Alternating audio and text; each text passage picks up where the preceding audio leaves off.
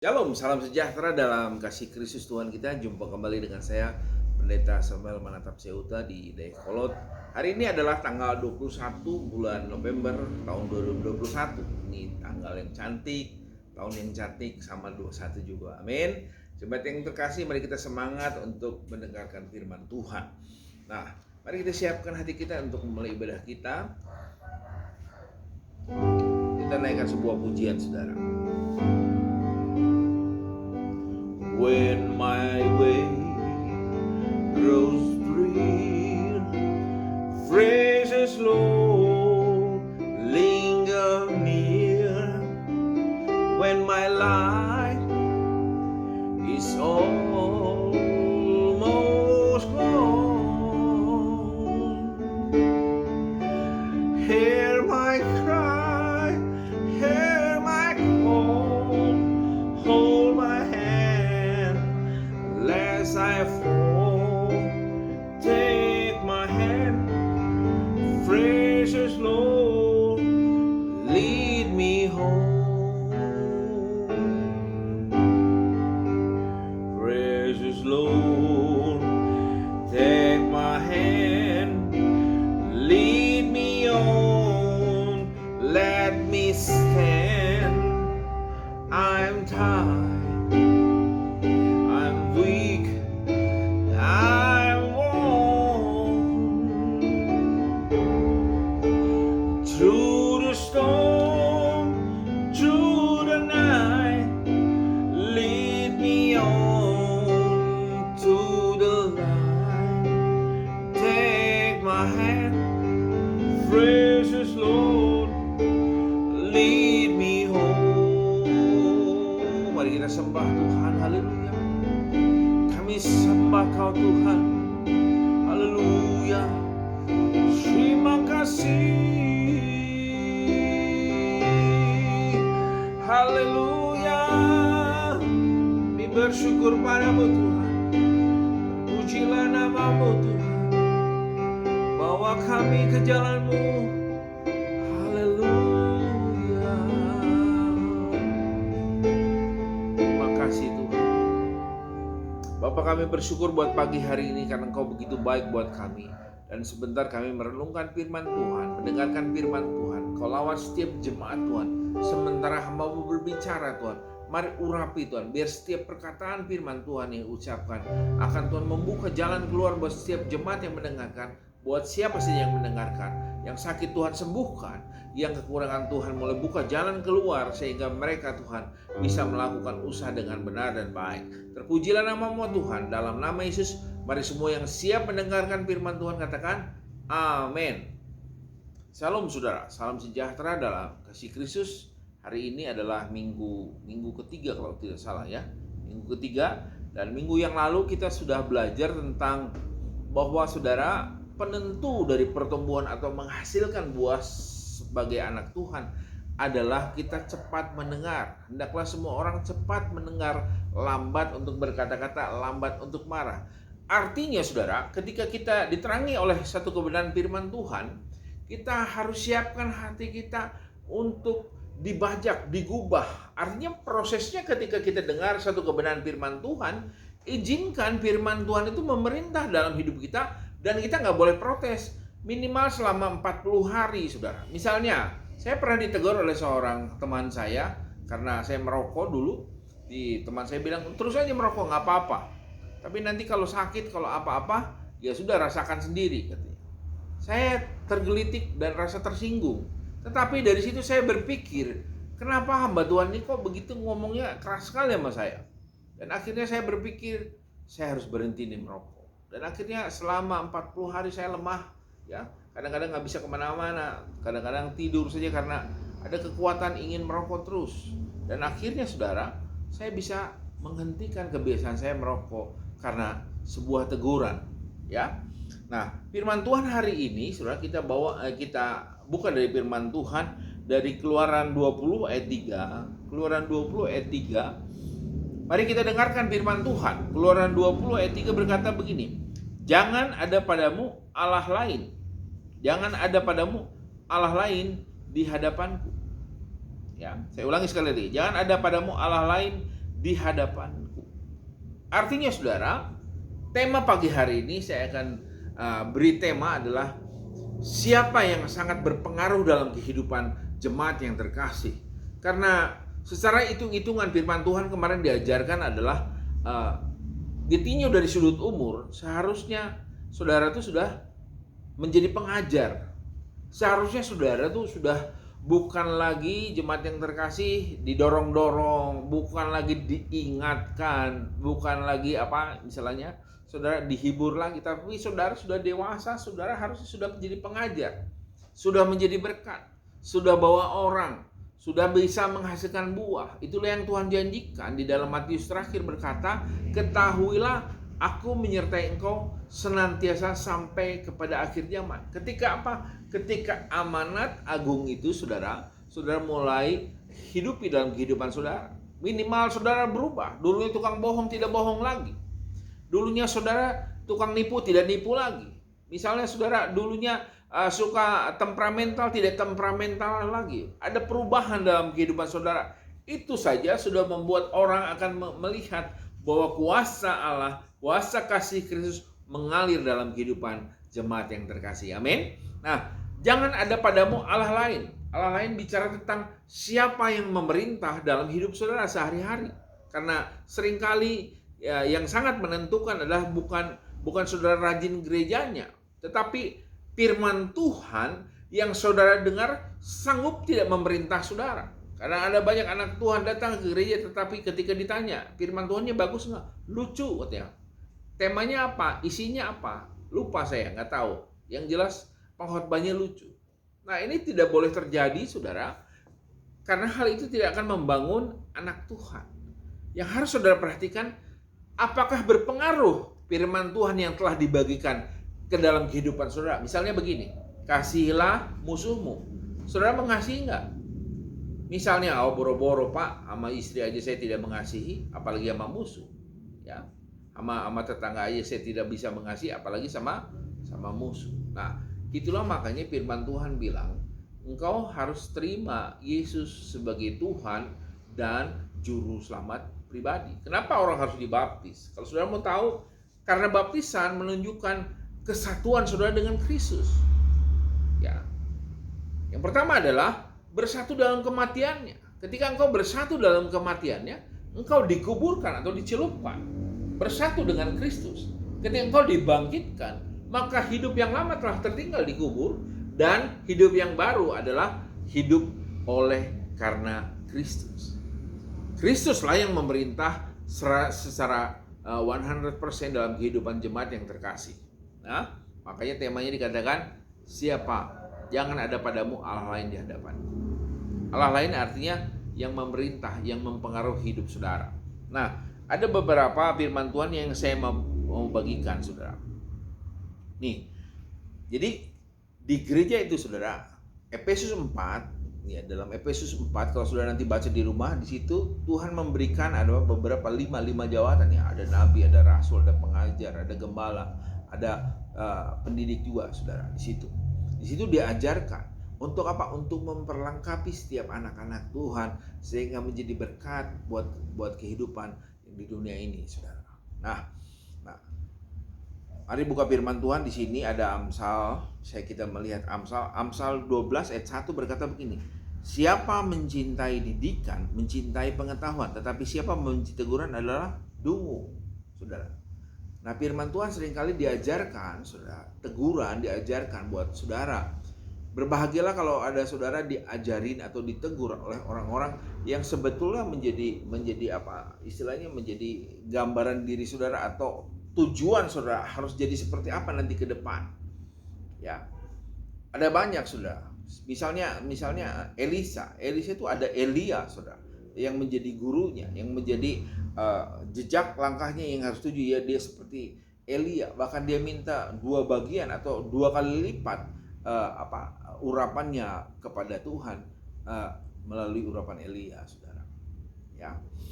Lanjutkan lagi saudara firman Tuhan. Saya akan bicara tentang makanan keras hari ini. Jadi saudara perhatiin baik-baik. Ya. Amsal 27 ayat 5 dan 6 berkata begini. Lebih baik teguran yang nyata-nyata daripada kasih yang tersembunyi. Ya. Seorang kawan memukul dengan maksud baik, tetapi seorang lawan mencium secara berlimpah-limpah. Jadi hati-hati kalau ada orang sangat baik pada hidup saudara, saudara harus hati-hati. Karena musuh biasanya pura-pura baik, pura-pura dikatakan mencium berlimpah-limpah, bahaya, sudah hati-hati. Dan dikatakan dengan jelas ya, dikatakan lebih baik teguran yang nyata-nyata daripada kasih yang tersembunyi. Karena begini saudara, kalau hidup kita tidak ditegur oleh orang-orang yang mementor saudara untuk jadi saudara takut akan Tuhan, siapa lagi yang akan mengingatkan saudara? Ya, nah ada satu tokoh di sini saya ingin bacakan buat saudara, seorang tokoh nabi yang hidupnya saudara udah beralih tidak sesuai dengan panggilannya lagi, sehingga apa? Dihapus saudara. Dia menjadi apa? Dari keturunan dia tidak ada lagi di muka bumi ini. Ya, mari kita lihat ayat yang ke berapa ini dikatakan 1 Samuel 2 ayat 29 berkata begini, ya. Ketika dia membiarkan anaknya berdosa, saudara, dikatakan begini. Mengapa engkau memandang loba kepada korban sembelihanku dan korban sajianku yang telah kuperintahkan? Mengapa engkau menghormati anak-anakmu lebih daripada aku, sambil kamu menggemukkan dirimu dengan bagian yang terbaik dari setiap korban sajian umatku Israel? Ya. Nah, ini adalah Nabi Eli, saudara. Ya, Imam Eli atau Imam Eli yang istilahnya bukan Nabi. Ini Imam Eli. Imam Eli ini punya anak dua, Hofni dan Pinehas. Dan seringkali tiap-tiap hari ketika orang-orang Israel memberikan persembahan yang harusnya dibakar dulu untuk Tuhan, tapi mereka potong, mereka ambil, mereka paksa, sehingga makin hari dibiarkan saja oleh Imam Eli, dan akhirnya terdengarlah oleh Tuhan, dan Tuhan menegur dia. Mengapa? Dikatakan, mengapa engkau memandang loba kepada korban sembelihanku dan korban sajianku yang telah kuperintahkan, dan mengapa engkau menghormati anak-anakmu lebih daripadaku? Artinya ada banyak sekarang anak-anak Tuhan, saudara, yang lebih menghormati anak-anak daripada Tuhan. Itu tidak boleh terjadi. Yang harus terjadi adalah saudara harus dengarkan Tuhan dulu. Ya, saudara harus pengaruh Tuhan jauh lebih besar daripada anak-anak. Makanya saya seringkali, hai anak-anak, hormatilah ayah ibumu untuk apa? Agar panjang umurmu, agar Tuhan pelihara. Karena apa? Urusannya dengan Tuhan, saudara. Ada banyak orang, biar aja anak saya. Saudara, pembiaran itu akan membuat saudara sendiri yang terhukum, saudara. Ada banyak anak Tuhan, hamba Tuhan, hati-hati. Bahkan saudara, kita ini hamba Tuhan. Semua anak-anak Tuhan adalah hamba Tuhan, pelayan Tuhan. Ya, jadi bukan pendeta saja, tapi semua yang kita percaya pada Tuhan atau terima Yesus sebagai Tuhan adalah kita hamba Tuhan. Amin. Sampai di situ. Nah, 1 Samuel 4 ayat 15 sampai 18 kita dengar cerita tentang Eli, saudara. 1 Samuel 4 ayat 15 dan sampai 18, perhatiin. Saya akan bacakan buat saudara. Eli sudah 98 tahun umurnya dan matanya sudah bular sehingga ia tidak dapat melihat lagi. Kata orang itu kepada Eli, "Aku datang dari medan pertempuran. Baru hari ini aku melarikan diri dari medan pertempuran." Kata Eli, "Bagaimana keadaan anakku?" Jawab pembawa kabar itu, "Orang Israel melarikan diri dari hadapan orang Filistin. Kekalahan besar telah diderita oleh rakyat. Lagi pula kedua anakmu Hofni dan Pinehas telah tewas dan tabut Allah sudah dirampas." Ketika disambut tabut Allah itu, jatuhlah Eli terlentang dari kursi di sebelah pintu gerbang. Batang lehernya patah dan ia mati sebab ia telah tua dan gemuk orangnya. 40 tahun lamanya ia memerintah sebagai hakim atas orang Israel. Ya. Ini saudara perhatiin. Kalau saudara perhatiin, baca ayatnya yang lain, saudara, tentang Eli ini, bahwa Eli itu keturunan Eli dan semuanya tidak bisa menjadi kakek lagi. Bayangkan saudara, gara-gara dia tidak mau menegur anaknya. Itu makanya bahayanya hidup anak Tuhan yang hanya pinginnya dengar yang manis-manis aja khotbahnya. Amin. Khotbahnya kalau tentang berkat, amin. Khotbahnya kalau tentang kesaksian yang luar biasa, amin. Tapi saudara tahukah saudara, yang paling penting adalah siapa yang berpengaruh dalam kehidupan saudara, itu akan sangat menentukan kehidupan jemaat yang terkasih.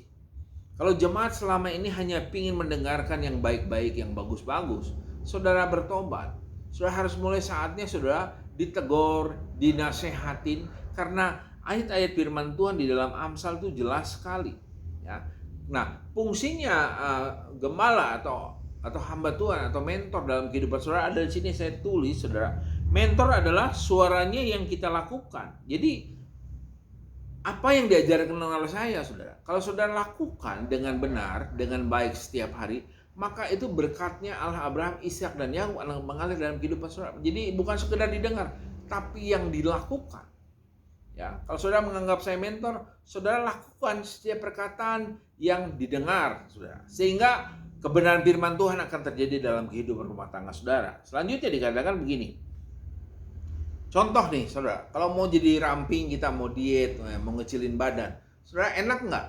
Kalau ketika saudara masuk gym, saudara pilih instruktur satu orang untuk mengajar saudara. Tentunya ketika saudara diajar akan mengalami kesusahan, kesakitan bahkan mungkin ya, kecapean, saudara akan tidak suka. Nah, demikianlah firman Tuhan yang diberikan buat setiap anak Tuhan. Teguran juga. Maksud tujuan mentor adalah untuk hal yang terbaik. Maksudnya agar masa depan kemudian hari, ketika kita jaga kesehatan kita, umur kita lebih panjang, cara hidup kita akan lebih teratur, lebih rapi, lebih sehat. Umur 70, saudara kalau pernah lihat di YouTube atau di TV, umur 70 masih kuat, saudara, mengangkat badan sendiri, restock ya. Restock bisa sampai 10-15 kali. Bayangkan sudah umur 70 sudah. Ya.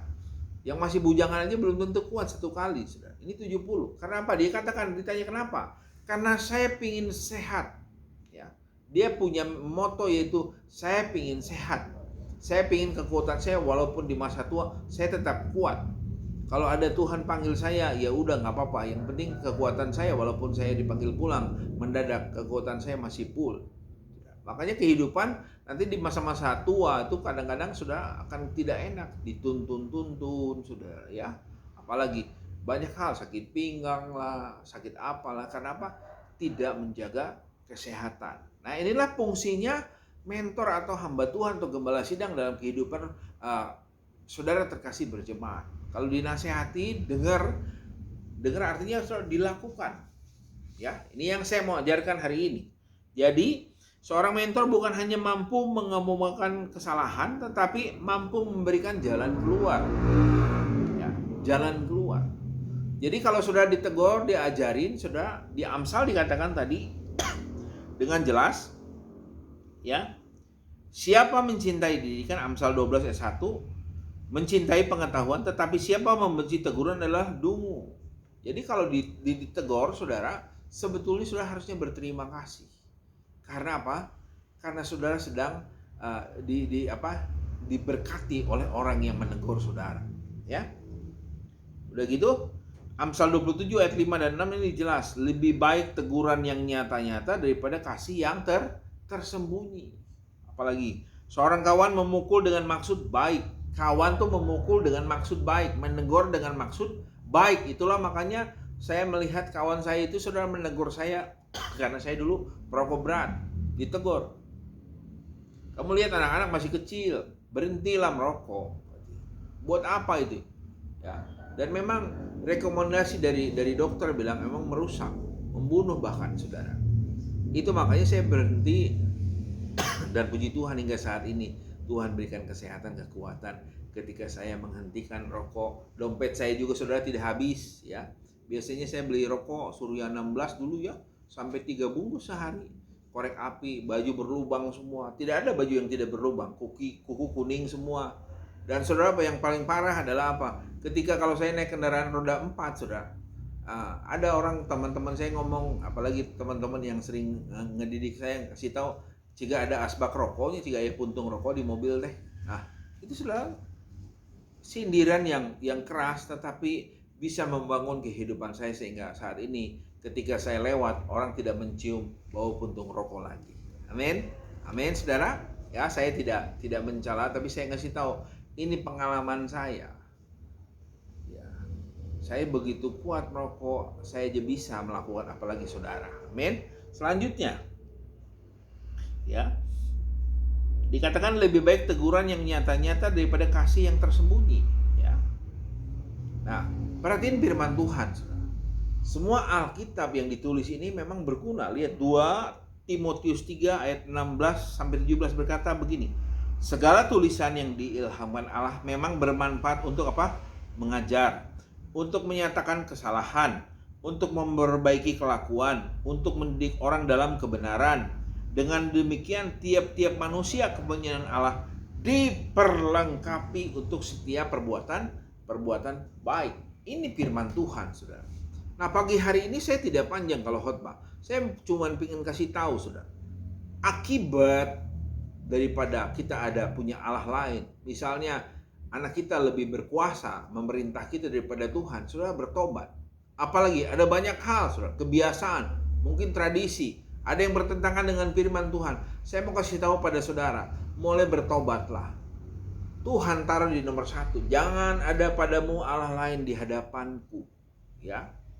Kalau itu tidak menjadikan berkat, saudara, misalnya pelayanan, sibuk saja, terlalu sibuk pelayanan, misalnya sudah jadi apakah di gereja, tetapi anak dan istri saudara tidak perhatiin, saya kasih tahu, itu berhala, itu Allah lain, saudara, dalam kehidupan. Jadi yang utama adalah Tuhan, keluarga, ya, harus nomor 1. Kenapa? Karena itulah gunanya firman Tuhan, difirmankan oleh Tuhan untuk memberkati setiap anak-anak Tuhan yang takut anak Tuhan kepada Tuhan. Amin. Nah, saya undang semua jemaat untuk coba renungkan, saudara. Ya, renungkan firman Tuhan ini, lakukan. Makanya dikatakan mentor itu siapa dalam kehidupan saudara? Siapa yang saudara ikuti? Kalau saudara dengarkan saya, harusnya setiap omongan saya saudara lakukan. Bukan dengar saja, saudara lakukan. Perhatiin 40 hari ke depan saudara akan menjadi seperti apa. Setahun kemudian saudara akan mengalami perubahan yang saudara tidak pernah pikirkan dalam kehidupan saudara. Ya, firman Tuhan tidak saya perpanjang, saya hanya katakan mari kita berbuah di dalam Tuhan. Amin buat firman Tuhan. Lagu tadi saudara, mari saya tulisan kata-katanya ini, saudara, pimpin kami Tuhan, pegang tangan kami kemanapun juga saya butuh pimpinan Tuhan. Amin. Ya.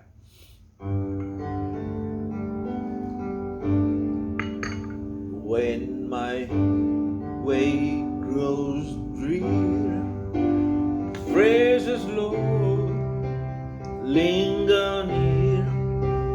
When my life is almost gone,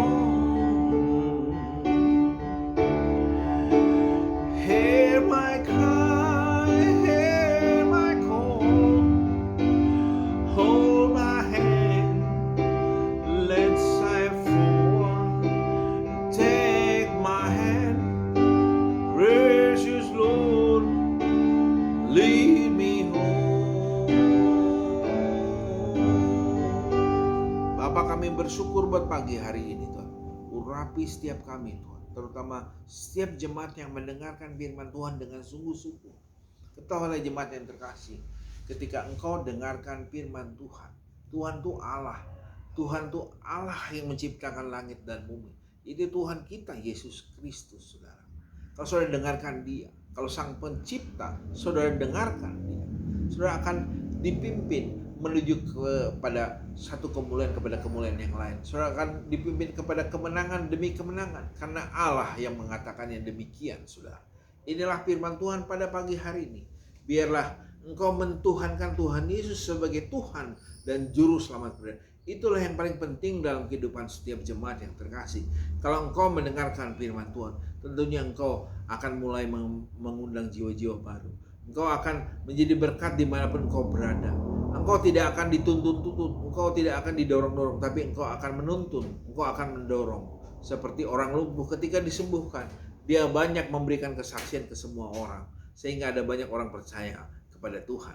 Tuhan urapi setiap kami. Berdoa juga buat jemaat yang kami layani, Tuhan, keluarga Pak Simon, keluarga Andri, keluarga Yohan, Tuhan, keluarga Eksa Engkau lawat semuanya dalam nama Yesus. Brother kami juga Kiki Engkau lawat dalam nama Yesus.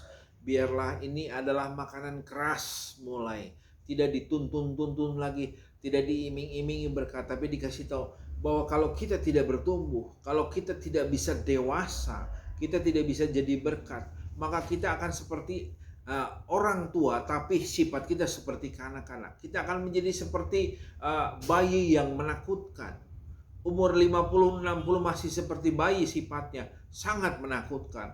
Hanya minta diberkati, diberi dan diberi dan diberi. Padahal saatnya kita memberi. Secara umur Tuhan bilang, secara umur Paulus katakan, engkau harusnya sudah jadi pengajar. Lawat setiap jemaat Tuhan. Aku berdoa juga buat keluarga Susi Tenung. Kau lawat dalam nama Yesus, secara pengeribuan kau dalam nama Yesus agar menjadi senantiasa menjadi pelaku firman. Kalau engkau dengarkan firman Tuhan, lakukan hal itu. Itu yang terpenting. Tidak hanya mendengar, tapi melakukan firman Tuhan. Terpujilah namamu Tuhan. Bangsa negara kami Tuhan berkati semuanya Tuhan. Pemimpin kami, Presiden kami Jokowi Engkau berkati. Pemerintah daerah setempat juga berkati. Tetangga kami juga berkati Tuhan. Bahkan aku berdoa Tuhan, buat kalau yang sakit Engkau sembuhkan dalam nama Yesus. Yang kekurangan mari beri jalan keluar Tuhan. Sehingga mereka bisa bangkit dalam nama Yesus. Dan di minggu ketiga ini Engkau lawat setiap kami, berikan kesehatan, kekuatan keluarga kami, anak kami Maria, Yosi, cucu kami Mars, Engkau berkati. Anak kami Kleman tanggal 24 nanti persiapan ujiannya Tuhan, percepatan Engkau berkati dalam nama Yesus. Sehingga dia bisa menyelesaikan ujiannya. Anak kami juga Elia, Tuhan dalam kuliah Engkau berkati. Istri kami juga Engkau berkati dalam pekerjaan usahanya. Sehingga dia menjadi berkat Tuhan buat kerjaan Tuhan di tempat ini. Lawat juga Tuhan, berikan kesehatan, kekuatan buat dia. Karena kami tahu Tuhan pekerjaan Tuhan tetap harus ada yang menopang. Tuhan Kau lawat dalam nama Yesus, perhatikan Tuhan usaha pekerjaan istri kami. Begitu juga hamba-Mu pribadi, berikan kesehatan, kekuatan yang banyak kelemahan, kekurangan ini, agar hamba-Mu Tuhan terus bisa berdiri teguh di hadapan-Mu. Terpujilah nama-Mu Tuhan. Di dalam dan demi nama Yesus, mari semua yang telah mendengarkan firman Tuhan siap melakukan firman Tuhan. Katakan amin. Tuhan Yesus memberkati kita semua. Haleluya.